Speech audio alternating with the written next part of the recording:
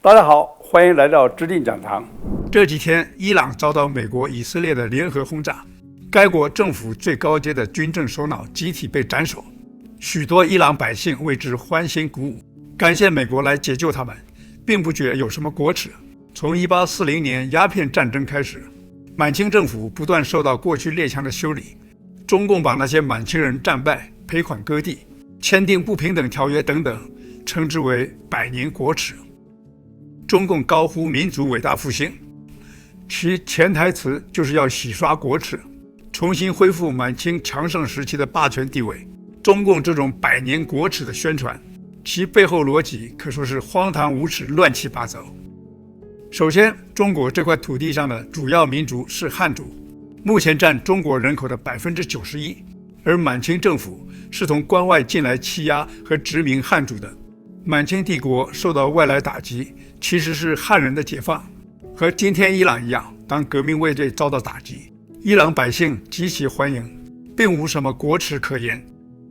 满清入关以后，于1645年由满清摄政王多尔衮发布严厉的剃发令，规定汉人和满人一样，需要把头发两边剃光，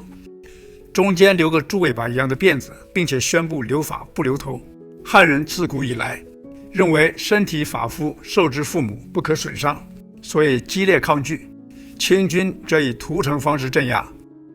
我们熟知的扬州10日屠城，约有80万人被杀；嘉定3屠则有20万人遇害。此外，尚有江阴81日，约17万人被屠；广州大屠杀死亡者估计也有70万。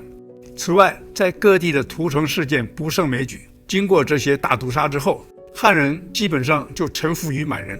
后来甚至把满清帝国视为自己的国家。例如曾国藩、曾国荃兄弟就组织了湘军帮满清对抗太平天国，并于1864年7月攻破太平天国的首都天津及南京，随即展开了极其惨烈的屠杀与掠夺，估计遇害人数在20万至50万人之间。曾国藩为满清立下大功，被封为1等侯，但他见到满清亲王，按照清律仍然需要跪拜称臣。可见汉人在满清一带基本上是低于满人的次等民族。汉人对满人的高压统治原就不满，清朝后期更因吏治腐败、捐税沉重，使百姓对政府缺乏忠诚度。所谓列强侵华时期，许多汉人为列强提供翻译、向导、食物补给，协助运输物资、搬运军火和构筑工事等等。1842年，英军进攻镇江，这是鸦片战争中最惨烈的战斗之一。根据英军军官的笔记记载，当英军与守城的骑兵拼杀时，附近的山头和屋顶上挤满了汉人百姓。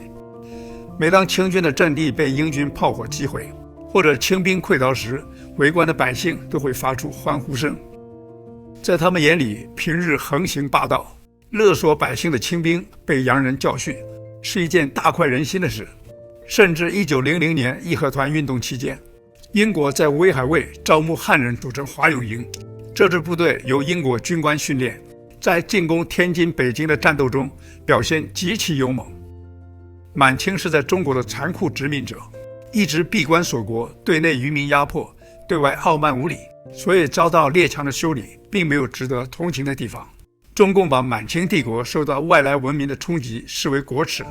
就是以满清帝国的继承人自居。从汉人的角度来看，根本就是认贼作父。为了掩饰这种认贼作父的无耻行径，中共以中华民族这个名词来模糊汉满之分，并以之欺骗其他少数民族，而对其进行同化，实质就是文化灭绝。同时，中共也以中国这个名词来混淆满清帝国、中华民国、中华人民共和国的分别，让人以为这三国是一脉相传的同一个国家。而实质我们都知道，在中国应该称之为三河流域的这个区域，从来都没有什么一脉相承，一直都是后果以武力推翻前国，实现枪杆子出政权。从满清帝国到中华民国到中华人民共和国，中间都经历了千万人头落地的血腥残暴。